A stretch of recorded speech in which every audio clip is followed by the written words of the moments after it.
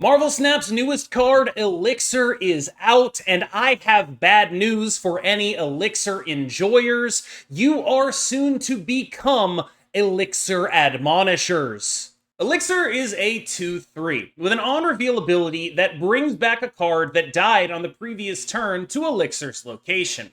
This is a card that genuinely does not seem to have a home in something that actually makes it any better. This is an unfortunate situation because it's not like this card is unbelievably impossibly bad, or every deck that goes in it is unbelievably impossibly bad. It's just a little bit of a weight around the neck of whatever deck you're trying to put it in right now. The issue that Elixir has is that it's almost playing like it's an activate. And I think we all know how slow and clunky activates can be, except this card would actually be less clunky if it were an activate because of that turn time limit that is attached to it.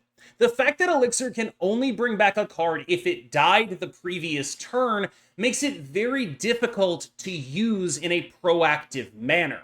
Spoiler alert, there is a data mined card named Kid Omega. Kid Omega is a 2/2 with an activate ability that destroys the next card you play and adds its power to Kid Omega. Elixir, I strongly suspect, was designed with that card in mind, because by investing into Kid Omega and then, say, eating a Black Panther on turn 5, you could then Elixir a Black Panther back. Unfortunately, Kid Omega did not release with the rest of the new X-Men, which is the season he was originally data mined to be in. For this reason, Elixir is sort of left alone without a running mate. And to be clear, in this situation, he is the vice president, not the president. The top of the ticket is not what Elixir is going to be. So we effectively have a card that is waiting for its other half. And I don't want to become such a purchaser admonisher here. I don't want to sit here and lecture you and tell you not to buy this card. But what I will tell you is, I do not think there are any profitable methods of making this card make your decks any better if your goal is winning games right now. There are still some interesting decks to play with Elixir, but for the first time in a very long time, I think I have to make a video warning people off, admonishing them, telling them not to purchase this card.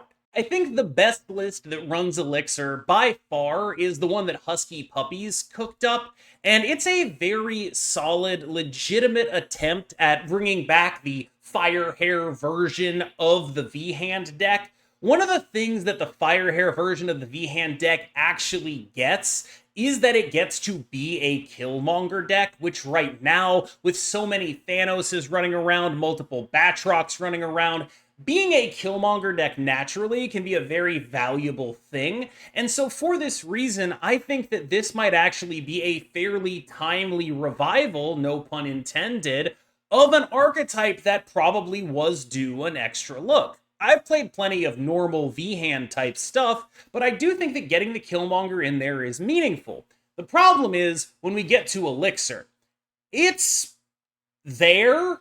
Like, it is pretty clearly the worst card in this deck to me. If you cut it and add a Juggernaut, the deck almost certainly gets better. You just sort of don't get nearly as much out of this card as you would want. It's not the world's most useless thing, but it is definitely not making this deck better, and the things that are good about this deck are good independent of Elixir. In a sort of a pinch, it can be your second ability to bring back a hood. That can be pretty useful if you can get rid of it again. Like, that kind of stuff does help. If you're running multiple ways to destroy the hood, it can be a card you actually play. But this sort of reveals the major issue that this card has, and it's that it's just not exactly going to be able to be a consistent performer because its performance is so entirely dependent on the other cards in your deck and whether or not you can use them to kill things off. Again, if we had Kid Omega, we might be able to do really cool stuff like Firehair, and then Kid Omega a Gwenpool, and then bring back the Gwenpool and get a million different triggers of Gwenpool stuff. The problem is, you can't do that without massive energy cheat, because you need to use your turn 4 now to kill off the Gwenpool with something like Venom or whatever. This is an early activate destroyer away from actually making sense. And that card, I think, was supposed to come out this month and just didn't. And so we end up with a deck that in the future could do some really messed up stuff. And I don't want to sit here and act like Elixir does not have potential, because not only does it have potential, it has potential with a specifically data mined card. But right now, I'm pretty sure it's just making this deck worse. This is another archetype that, frankly, I think deserved another look before Elixir showed up.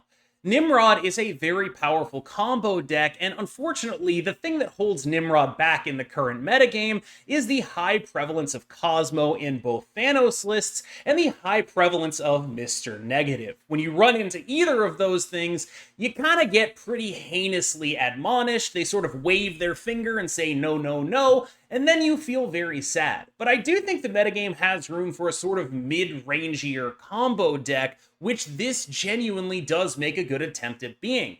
There are tons of decks in the game that literally cannot profitably interact with this and just lose. Most Scream decks are in this category. They just don't have anything for when you are able to make a giant Nimrod. You just kind of win those games. And it is nice to have a bunch of free wins in this deck, but we run into the same thing, where if Kid Omega finally drops, this deck gets bonkers. It becomes insane. It's an incredibly cool thing to do. As is, we're very limited by having to use our things to kill off our other things so we can elixir them back. Very often when playing this deck, you won't play Elixir at all. You'll do something entirely different, like a normal Nimrod line, because it's just that much better. I tried to cook a slight bit with this list that I'm calling Thanos Admonisher, aka Anti-Thanos Thanos Club, but frankly, it just didn't do enough for me to actually feel good about it as a concept. It's just a little bit hard to bridge the gap. There are really cool things that this deck can do, but what it gains in terms of power, it loses in consistency.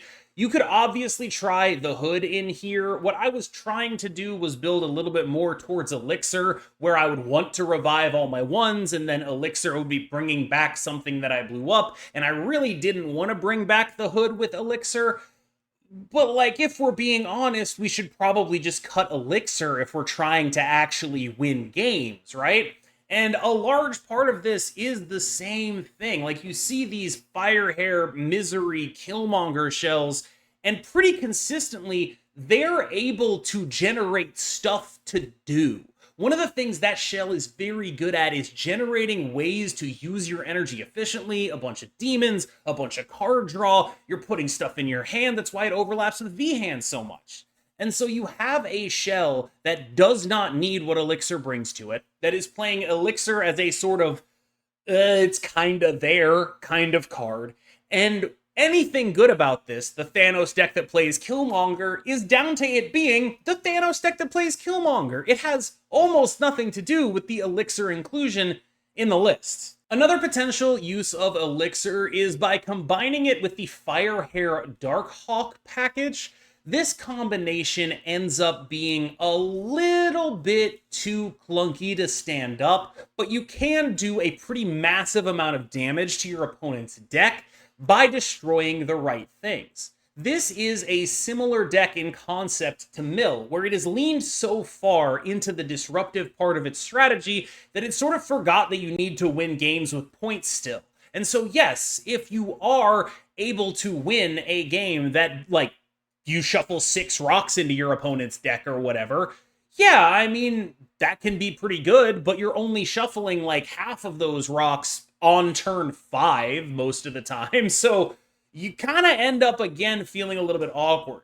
One thing that I do like about this deck is that Surge can make some of that really awkward sequencing and energy usage a little bit cleaner. Like, Elixir demands so much specific stuff that any sort of 1 or 2 energy discount you can get on your setup, like taking a Venom to 2 or whatever, that can be really valuable, unfortunately. Ika did pretty decently with this Deathbird list. I'm a bit of a sucker for a Deathbird list. It's a very fun archetype that I particularly enjoy. Obviously, there's a lot of utility in trying to be a Killmonger deck right now, but you keep coming back to the main thing when you talk about this, which is, why are we bothering with Elixir? I am nearly positive there are other packages we can be running, because not only is Elixir in here, he's also demanding some additional support. And because he's demanding that additional support, I feel like on the whole, he's likely making this deck worse. And this is not a meta deck as is. It's an off-meta build that happens to have Elixir in it, and it's just sort of trying to be something. But ultimately, and I'm sorry to admonish Ika here, it's just a little bit underpowered. Like, you're just relying on Killmonger and a prayer most of the time. So, should you purchase this card, Elixir, if you want to win games of Marvel Snap? Right now, my best guess is that you shouldn't. He is a card that definitely has some insane future potential. And I realize people say this a lot about cards like this, like the Grandmaster or whatever. But genuinely, the thing that he does is very strong. The problem he has is that it just requires too many hoops to jump through to get the thing that he does to actually be good. In large part, this is because the unreleased Kid Omega, a card that pairs perfectly with him, is not in the game yet. If that card ever does release, Elixir could instantly become a much more valuable and useful purchase. There is something to be said for the ability to blow something up and bring it right back. That's a very, very powerful thing that can work, say, on turn 4 into turn 5 with Gwenpool, or on turn 5 into turn 6 with Black Panther. There's some really interesting theory crafts out there. However, as is, since we have to play the things that destroy after we play the destroy target instead of before, there's just not a lot that this card is actually able to do in terms of reviving the big things that it wants to revive. So, keep this card in mind in case Kid Omega ever releases. Check out the X-Men, new X-Men review that I did, which I believe does include Kid Omega. And, of course, thank you so much for checking out this video. Eagle-eared viewers may have noticed that I used the word admonish a lot of times while I was recording this video.